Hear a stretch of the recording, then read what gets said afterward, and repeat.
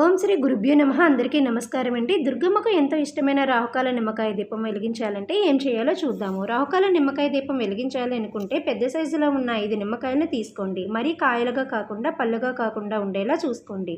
వీటిని అడ్డంగా మధ్యకు 2 భాగాలుగా కట్ చేసుకోవాలి. వీటిలో ఉన్న నిమ్మరసం అంతా పిండేయండి. ఈ రసమును ఎవరు తొక్కలేని చోట పడేయాలి. తాగటానికి వాడరాదు. ఇలా రసం తీసినటువంటి నిమ్మ తొక్కలను వీడియోలో చూపిస్తున్నటువంటి విధంగా వెనుకకు తిప్పుకొని పీచు అంతా కూడా తీసేసి వీలైనంత వరకు కూడా నీట్గా ఉండేలా చూసుకోండి.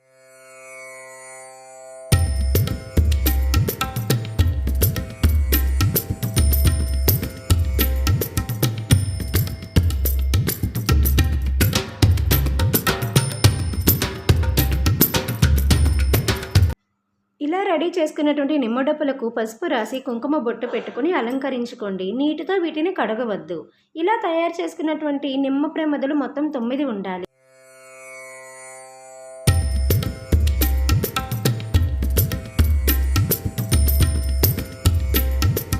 అయినటువంటి భవానీ, కాళీ, శక్తి దేవాలయాల్లో మాత్రమే ఈ నిమ్మకాయల దీపాలను వెలిగించాలి. ఇంకెక్కడా వెలిగించరాదు. మహాలక్ష్మి, సరస్వతి ఆలయాల్లో ఈ దీపాన్ని వెలిగించరాదు. నిమ్మకాయల దీపాలని మంగళవారం, శుక్రవారం వచ్చేటువంటి రాహుకాల సమయంలోనే వెలిగించాలి. రాగి పళ్ళెము, ఇత్తడి పళ్ళెము లేదా పంచలోహాలతో తయారు చేసిన ఏదైనా ఒక పళ్ళెం తీసుకొని దానికి చక్కగా పసుపు రాసి కుంకుమ బొట్లు పెట్టుకొని బియ్యం పిండితో ముగ్గు వేసి మీకు నచ్చిన విధంగా అలంకరణ చేసుకోండి. తమలపాకులు ఉంటే చక్కగా అలంకరించుకోండి. పసుపు గణపతిని తయారు చేసుకొని మధ్యలో పెట్టుకొని గంధం బొట్టు కుంకుమతోటి అలంకరించుకోండి. పువ్వులతో కూడా చక్కగా అలంకరించుకోండి.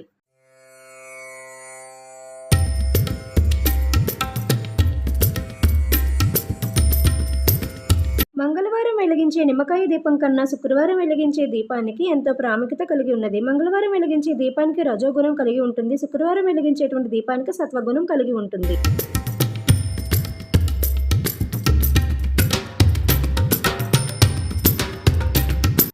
మంగళవారం రాహుకాల సమయం మధ్యాహ్నం 3 నుంచి 4:30 గంటల వరకు మరియు శుక్రవారం ఉదయం 10:30 నుంచి 12 గంటల వరకు ఉంటుంది.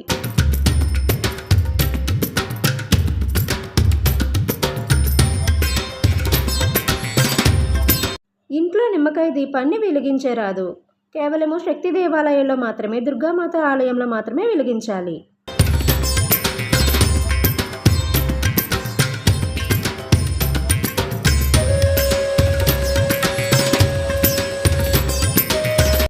తయారు చేసుకున్న నిమ్మ డొప్పలను అన్ని పేర్చుకొని ఆవు నెయ్యి కానీ నువ్వుల నూనె కానీ ఉంటే వేసి ఒక్కొక్క దానిలో 2 ఒత్తుల చొప్పున వేసుకొని మనసులో సంకల్పం చెప్పుకొని దీపం వెలిగించాలి. పసుపు వినాయకునికి పసుపు, కుంకుమ, గంధము, అక్షంతులు వేసి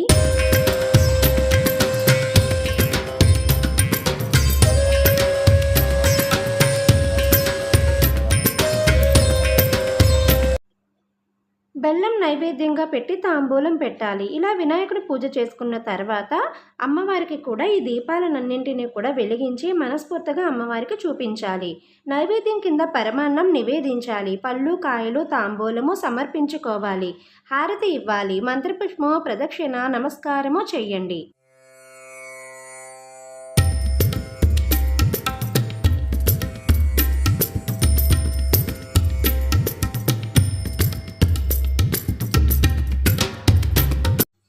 నిమ్మకాయ దీపం అనేది కుజదోషం, కాలసర్పదోషం, వ్యాపార, కుటుంబ, ఆర్థిక బాధలతో సతమతమయ్యే వారికి చక్కని తరుణోపాయం.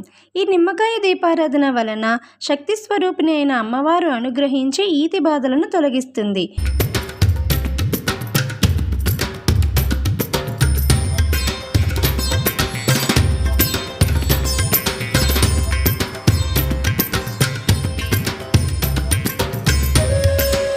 పూజా విధానం అంతా పూర్తయిన తర్వాత అమ్మ పాదాలకు మనసా వాచా కర్మణ సర్వం నా భారం నీవే అమ్మ అని నమస్కరించుకోవాలి. కుదిరిన వారు పసుపు, కుంకుమ అమ్మవారి గుడిలో దానం చెయ్యండి. అన్నదానం అంటే అమ్మకు ఎంతో ఇష్టమైనది.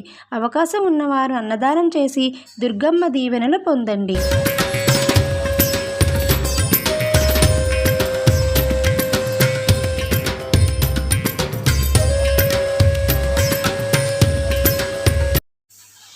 పిల్లల పుట్టినరోజు నాడు, పెళ్లి రోజు నాడు కానీ నిమ్మకాయల దీపాలను వెలిగించకూడదు. ఇంట్లో పండుగ సమయము, పెద్దల తిథి, కార్యాలు ఉన్న రోజున నిమ్మకాయల దీపాలను వెలిగించకూడదు. స్త్రీలు పట్టు చీర కానీ ఎరుపు రంగు పసుపు రంగు చీర కానీ కట్టుకుని దేవికి నిమ్మకాయ దీపాలను వెలిగిస్తే త్వరగా దేవి అనుగ్రహం కలిగి అన్ని కార్యాలు ఎలాంటి లోపాలు లేకుండా జరిగిపోతాయి.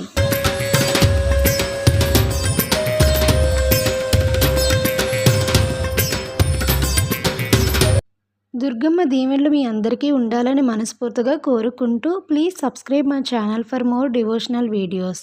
Thank you so much. Please నా ఛానల్ని సబ్స్క్రైబ్ చేసుకోండి.